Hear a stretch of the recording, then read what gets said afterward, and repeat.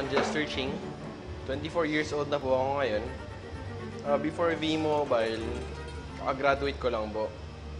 So sabi ko, bago ako gumraduate na pagka-graduate ko, hindi mo na mag-apply ng trabaho, papahinga muna ako. Kasi napagod ako mag-aral. So ang ginawa ko, naglaro-laro muna ako ng Dota.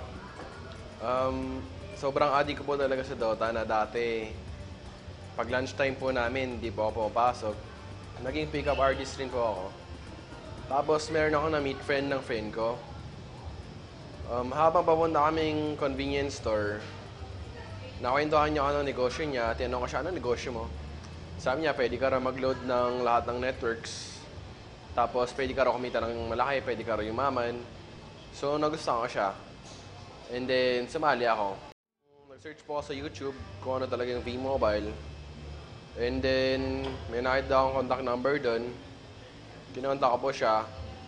Tapos naalala ko po nung pagkatanggap ko ng kit kasi hindi po ako makatulog that night. Sobrang excited po talaga ako yumaman. Nung nag-sign up po ako, marami po akong ginawa. Kasi yung nag-invite po sa akin, bago lang rin po siya. So, naging supportive naman po siya. Tinuruan niya po talaga ako ng mga alam niya. So, nag-research din po ako kung ano po talagang dapat gawin. Marami po akong tinry tulad ng flyering. Nag-door-to-door po ako sa mga tindahan. Nag-explain ako. Tapos, yung sa mall po, kinakausap ko po mga hindi ko kilala. Lahat ng kakilala ko, in-invite ko rin. Kaya hindi kami close. And then, first time ko po talaga mag-firing na nakakaya po talaga kasi pag bago pa lang pala, pag nare-reject ka, masakit pala yun. Kaya nga ngayon, pag may nagbibigay sa akin ng flyers, kaya hindi ako interesado, kinuha ko pa rin. Kasi alam ko yung feeling nila na nasasaktan sila pag nire-reject mo sila.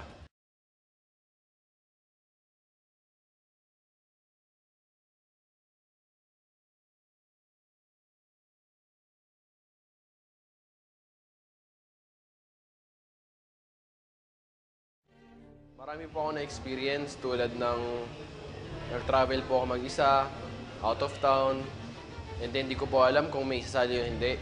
Pero may dala po akong mga kits. Ay, isang kit lang po pala kasi nag-start pa lang ako nun. Tapos nag-present po ako sa 30 or 50 people. Ang malupit po doon, wala pong sumasali. Pero at that time, sabi ko, kahit pagod na ako, gutom na ako, sabi ko okay lang kasi alam ko naman mga successful people, nahirapan talaga sila nung simula.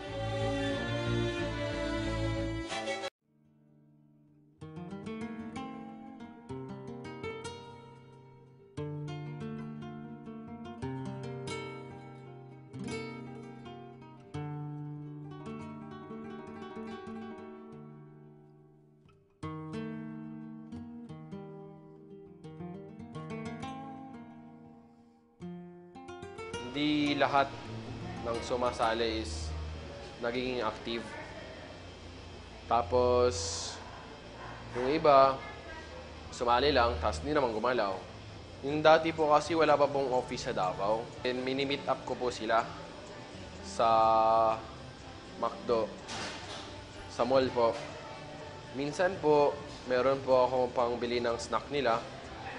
Minsan naman po, wala po akong pera, extra pera, para pang bili ng pagkain nila. So, nagpe-present lang po ako sa McDo. Doon po sa labas para hindi po ako sitahin.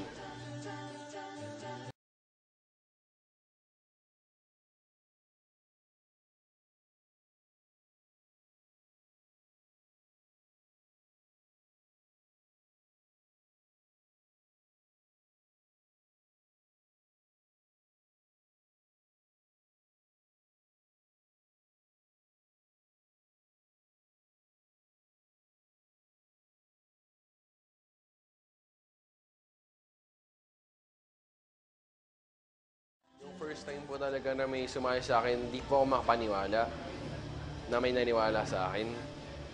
Kasi pagtanggap ko po ng text, nagulat po talaga ako na, meron pala talaga naniniwala. So, hindi ko po siya kilala, nakita niya lang po ako sa internet. And then, yun, sumali po siya, sobrang saya ko po nun.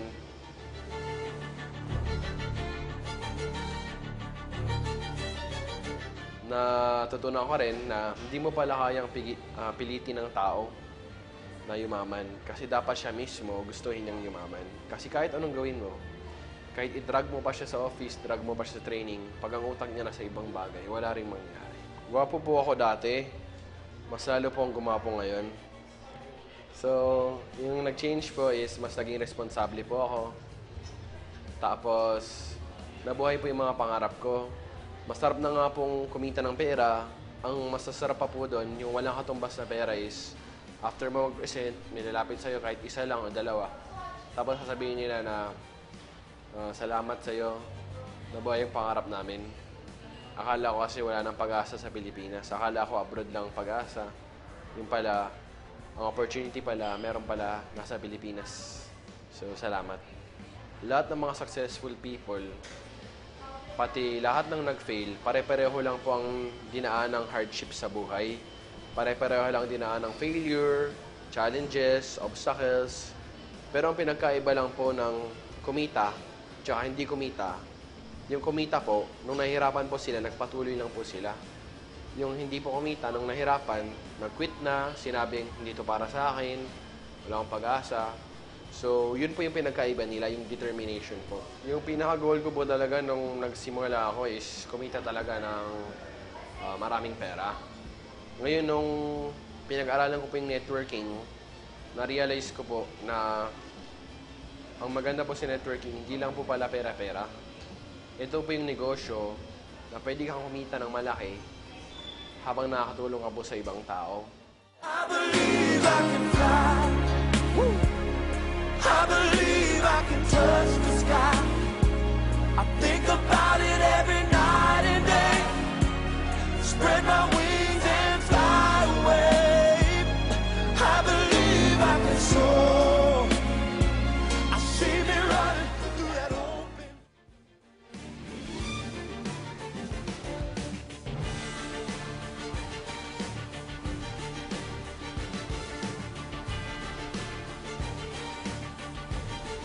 Si Macau po, siya po yung isa sa mga una kong leaders. Actually, pinakilala lang po siya sa akin ng yung isa sa mga una ko rin pong downline na ka-office mate niya.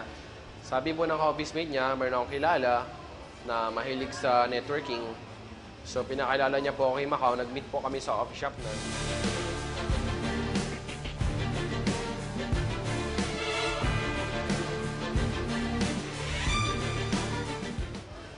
Kinabahan po ako noon kasi wala pa po talaga ako masyadong pera para manlibre ng coffee shop. So, inisip ko po noon na sana bumili siya ng kape niya para hindi kami paalisin sa coffee shop. So, naalala ko po yung suot ko noon, nakasando lang po ako, naka-shirts, tsaka naka-chinelas. Pero ang mabuti naman po, hindi niya po ako dinudge sa suot ko. So, nakinig po siya ng mabuti kung ano po talaga yung business. And then, nagustuhan niya. And then, sumali po siya.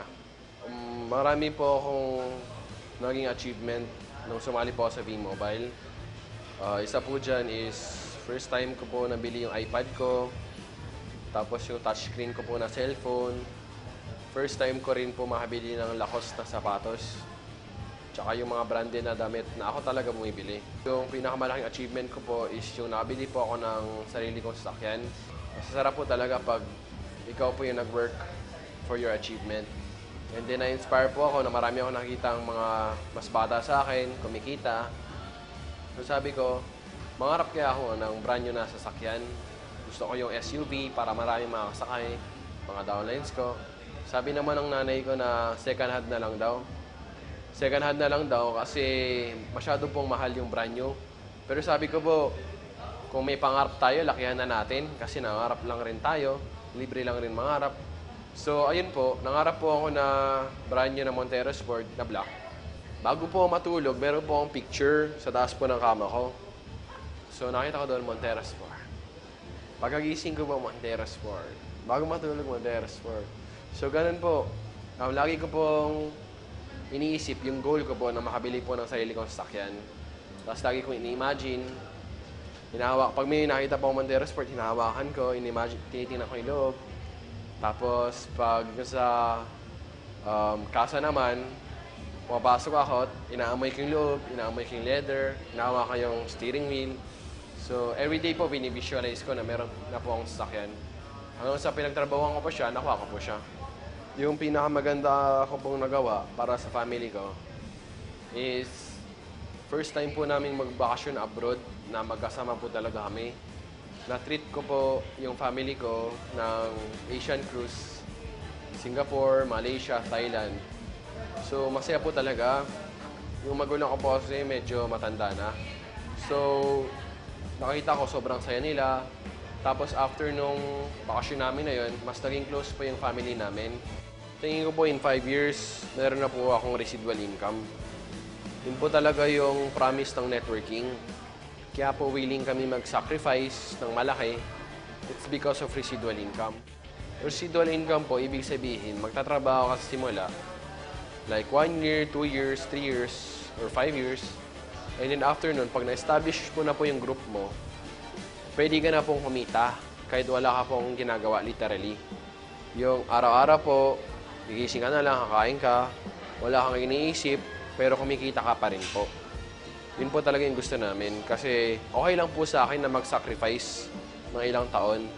Basta po, yung buong buhay ko, masaya na po, may residual income. Kaya naman po, magsakripisyo po ako buong buhay ko. Yung sa mga newbies naman po, yung mga nagsisimula pa lang, number 1 is dapat po may pangarap kayo. Number 2 is kailangan nyo po siyang i-treat as a real business. Hindi lang po yung monkey business or sideline. Kasi para kumita ka ng sobrang laki, kailangan yung effort mo sobrang laki. Ngayon, pag yung effort mo maliit lang, yung result mo rin maliit lang. And malalaman po natin kung gaano po kalaki effort nyo because results don't lie.